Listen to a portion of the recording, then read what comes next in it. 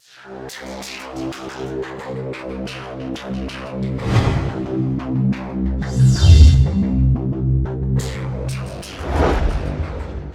2023년 9월 14일 이정훈입니다.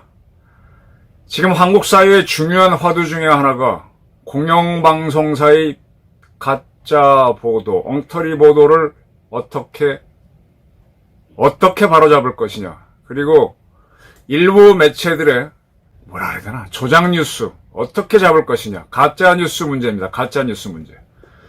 왜 대한민국 언론이 이 지경이 됐느냐. 결론부터 말하겠습니다.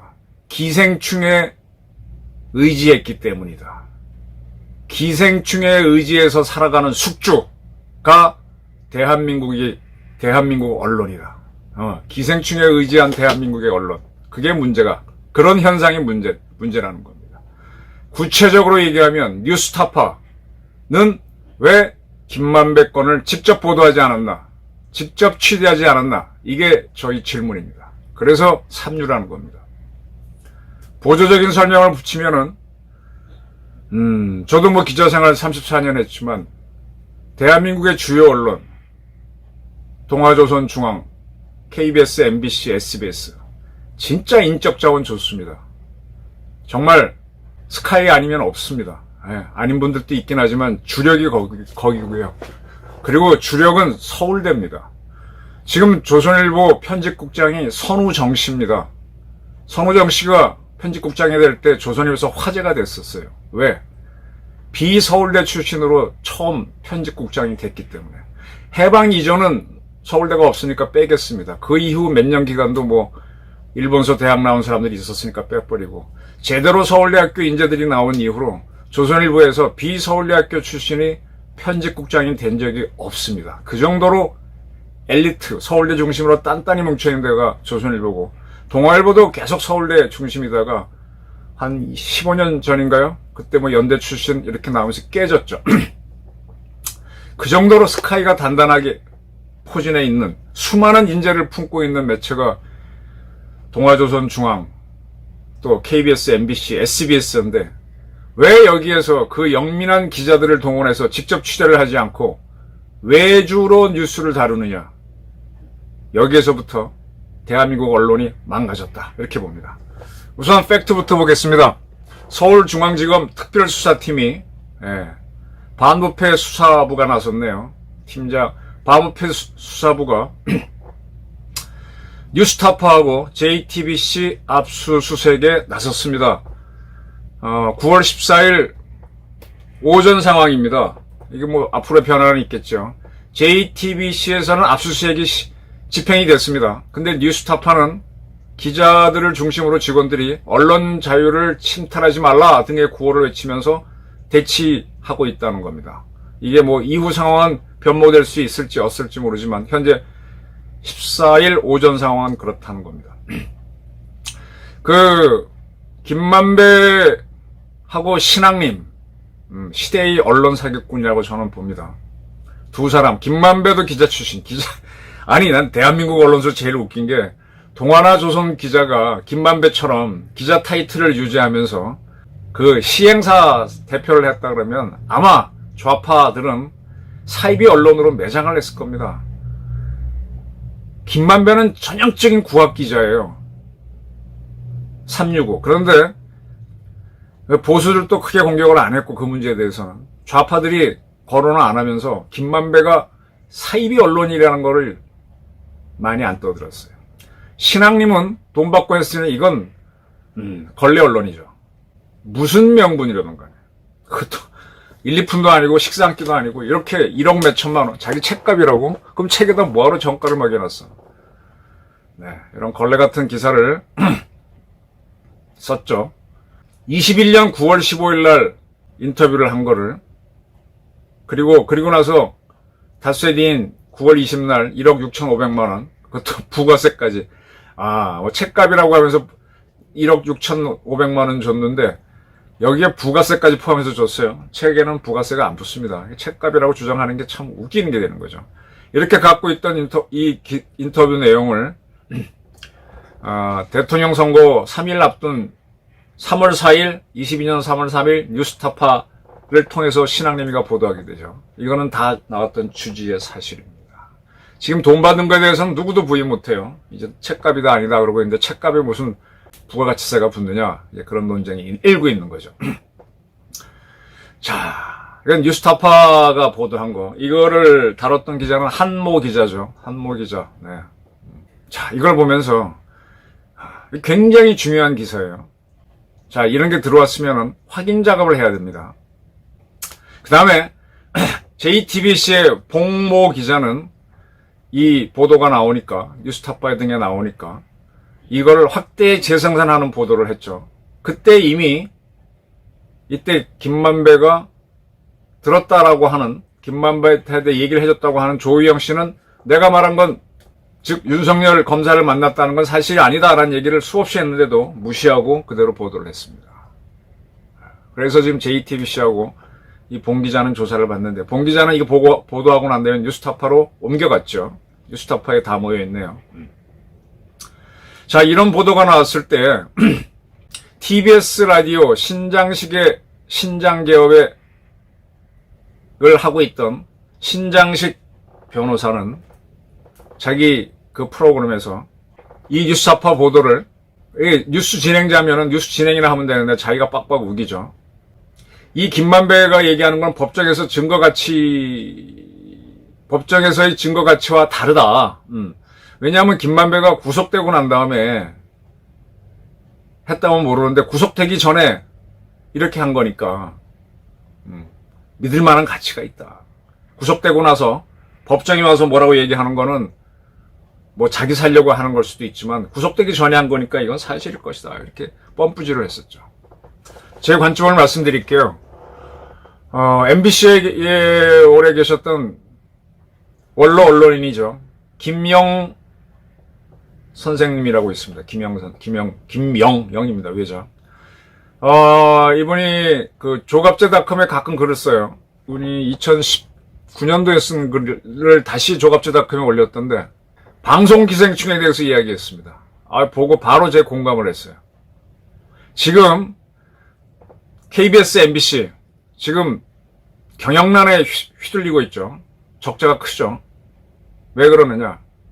이분의 관점은 MBC에 오래 있어서 그런지 주요 프로그램을 그 회사의 엘리트 직원들, 스카이 출신 직원들, 기자들, PD들이 많은데 왜 그들이 안 하고 왜 외부 진행자한테 많은 출연료를 줘가면서 해가지고 경영을 망치느냐. 그리고 두 번째로 그 영민한 기자들이 직접 판단을 해서 하면 될 텐데 외부 뉴스 진행자한테 맡겨서 그분들이 마음대로 하게 함으로 해서 이 조작에 휘말리고 너희들도 나중에 거기에 끌려가는 그런 짝짝꿍이 되느냐, 이런 겁니다. 그러면서 봉준호 감독이 만들어서 상을 받았죠. 영화 기생충을 거론합니다. 기생충은 숙주에 붙어갖고 숙주를 빨아먹는 거죠. 네. 그러면 방송사에, 신문사에도 마찬가지지. 거기서 주력은 기자들이겠지. 보도를 한다면. 프로그램 만다면 PD가 주력일 텐데, 그런 사람들이 직접 또 엘리트들이고 하니까 스스로 판단해서 스스로 선정해서 뉴스를 보도하면 되는데 왜 김아무개, 신아무개 이런 사람들을 변호사라고 또 무슨 뭐 개그맨이라고 모셔다 놓고 뉴스를 맡기고, 또 그 사람들은 이 기자 훈련을 받으면 팩트가 뭔지에 대해서 훈련을 받잖아요. 이게 굉장히 힘든 작업이에요. 팩트 확인하는 게 굉장히 힘듭니다. 근데 이런 사람들은 그거 겪지도 않은 사람인데 그들이 뭐라고 하다 보면 인기에 맞춘다. 그러다 보면 그게 인기 끌고 하다 보면, 글로 가다 보면 빼도 박도 못하는 오보에 빠진다 이겁니다. 자, 신앙림이라는 사람은 뉴스타파의 직원이 아닙니다. 뭐 전문위원이라고, 그러니까 쉽게 말하면 뉴스타파에서 4대 보험을 내주는 사람이 아니에요. 응? 직원이 아니란 말이에요. 그 이제 글 주면 원고를 주는 뭐 그런 관계인데, 그런 사람이 쓴 글이 굉장히 예민한 주제다. 그럼 뉴스타파가 받았을 때 그 검증 안 해? 해야죠. 아니, 저도요, 제가 한참 보도를 할 때 김대중 씨 숨겨놓은 딸 이야기를 누가 전화가 왔더라고요. 제가 한참 그런 거 이제 많이 심층 보도할 때인데 솔깃하는 주제죠. 그리고 누구누구 만나면 된다는 얘기까지도 어지간히 해줬습니다. 근데 결론적으로 취재를 안 했어요. 쓰지도 않았고 계속 상대방한테 왜 이걸 나한테 던져주느냐, 이유가 뭐냐, 이거 뭐냐 하다가 제가 납득할 만한 성명이 안 돼가지고 이거는 덧칠 수 있다고 피했는데 나중에 다른 매체들이 보도하더라고요. 그건 뭐 제 특종을 포기하면서 안 하는 건데 이 뭔가 이렇게 언론에 갖고 올 때는 그 사람의 의도가 있는 겁니다. 그 의도가 합리적이라고 판단되면 보도하는 거죠. 그건 기자가 스스로 판단해야지. 근데 아니라 그러면 안 쓰는 거예요. 지금 김의겸이라고 하는 자가 한겨레 기자 출신인데 청담동 게이트를 들고 왔습니다. 자, 대통령이 외부에 나가 술 먹기도 힘들고 술을 마신다고 하면 경호실이 먼저 가서 다 음식부터 그 집의 그 하수도까지 다 체크하잖아요. 그게 소문이 안 날 수가 없습니다. 갔다 오고 난 다음에는 그 봉인 실 붙여놓은 게 곳곳에서 발견되고 또 근데 그 대통령이 한동훈 장관 또 로스쿨에 로펌에 있는 변호사들과 같이 와서 때로 먹고 갔다. 그건 소문이 안 날 수가 없죠. 아니 김의겸이 혼자만 들을 수가 없다고 그런 이야기는 저도 금방 알아요. 근데 그걸 특종이라고 딱 떠들었다가 지금 골로 갔잖아요. 기자, 김의겸은 내가 기자 실력이 없다는 거예요. 근데 저런 자를 문재인 씨가 청와대 대변인을 쓰고 뭐 할 때 참, 그래서 지금 김의겸 씨가 박근혜 탄핵될 때 주요 기사를 날렸잖아요. 그 보도가 과연 확실한지도 좀 의심이 되는 겁니다. 그러니까 기자가 딱 심층 보도를 할 때는 뭔가 하나 제보를 받아. 청담동 그 술집에 관련된 남자가 여자에 대한 불만 때문에 알려준 건데 그게 좀 앞뒤가 안 맞잖아요. 상식적으로 봐도. 그러면 확인을 들어가야지. 그건 하다 아니면 버리는 거죠. 근데 김의겸이는 확인을 안 하고 자기는 또 국회의원이니까 국회에서 말하는 건 면책특권이 있다 뭐 이런 걸로 해서 딱 무조건 던지는 거죠. 그럼 이건 기자가 아닌 거죠. 그야말로 이 자기 불만을 야당 의원한테 그때는 야당인가 하여간 김의겸한테 얘기해서 득을 보려고 하는 세력들 즉 기생충한테 휘둘린 거죠. 그리고 본인도 지금 곤란하게 된 거고. 신앙림이라는 사람이 들고 왔을 때 뉴스타파의 한모 기자는 검증하는 작업에 들어갔었어요. 나는 그 친구가 어떤 류의 보도를 했는지는 알고는 있어요. 과거의 행동을. 근데 매번 팩트 파인딩을 했느냐 문제.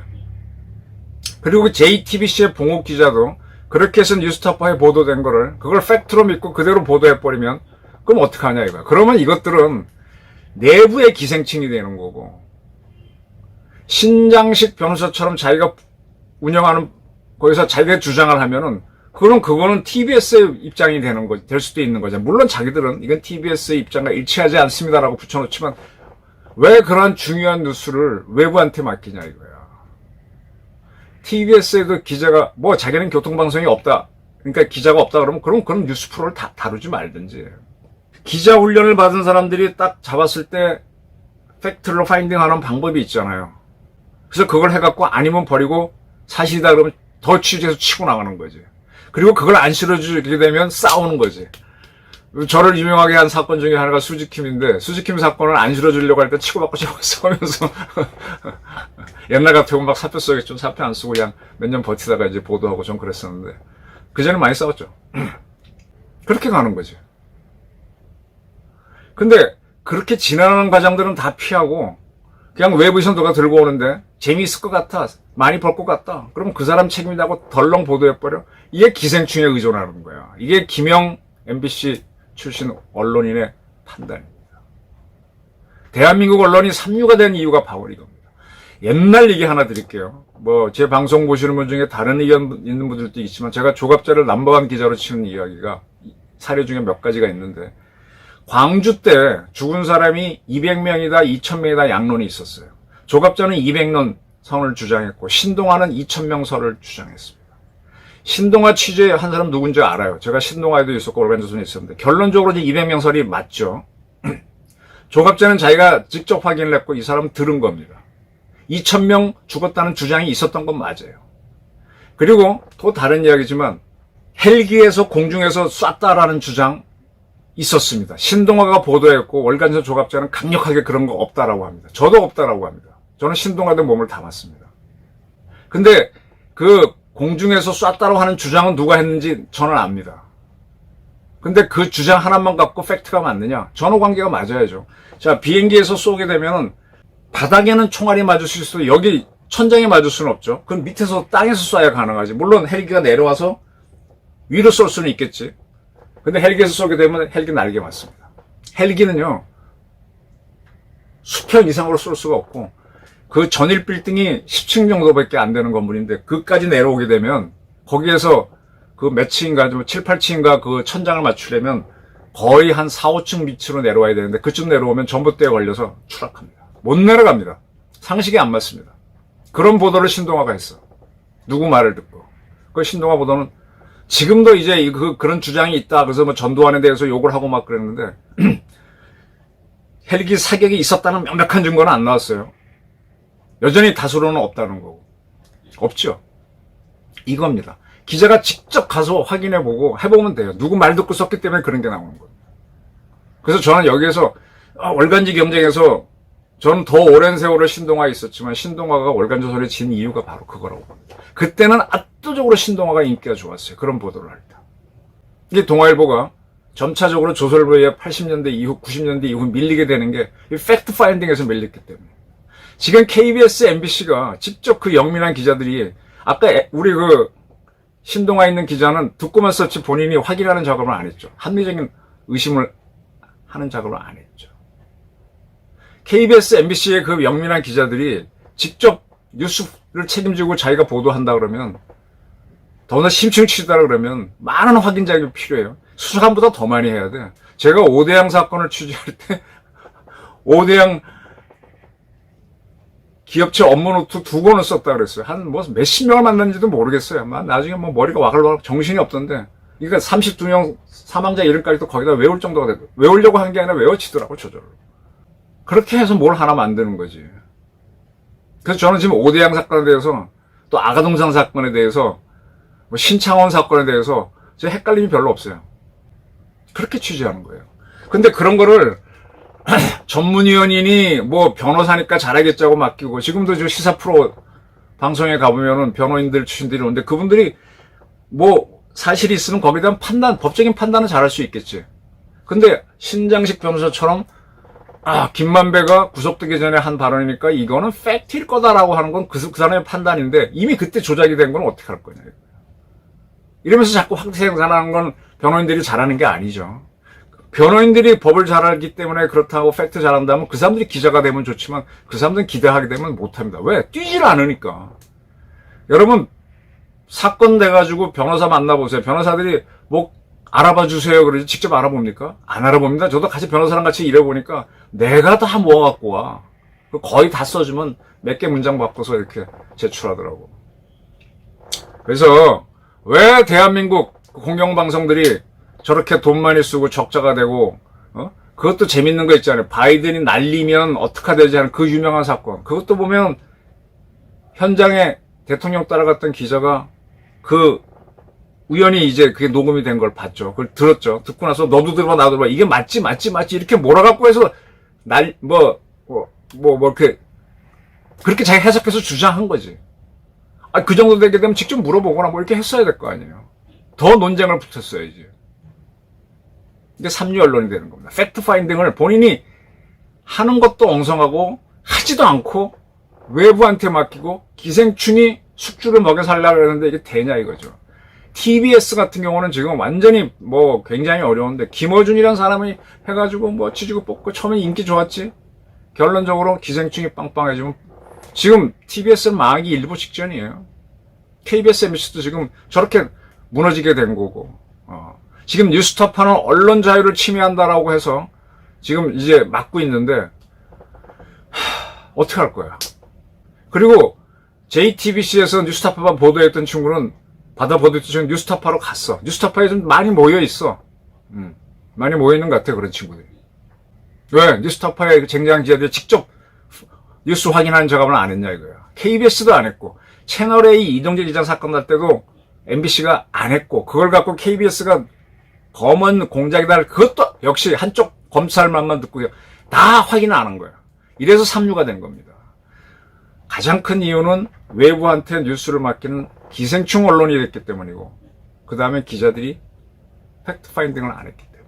제가 편집장 하면서 우리 기자들하고 많이 다퉜던 게, 이 친구들이 뭐 인터넷 또 다녀갖고 아이디어를 내. 그래서, 야, 그걸 왜 하냐? 그런 뉴스, 그런 거를 우리가 만들어줘야지. 그걸 갖고 거꾸로 하면은, 그럼 삼류한테 끌려가는 거 아니야 해서 제가 많이 다퉜었는데, 세상에 없는 거 들고 오라 그랬거든요. 세상에 없는 거요. 인터넷만 뉴스 같죠? 많습니다. 시골 골목길 다니다가 동네 도시골목 다니도 보면 쓸거리 많아요.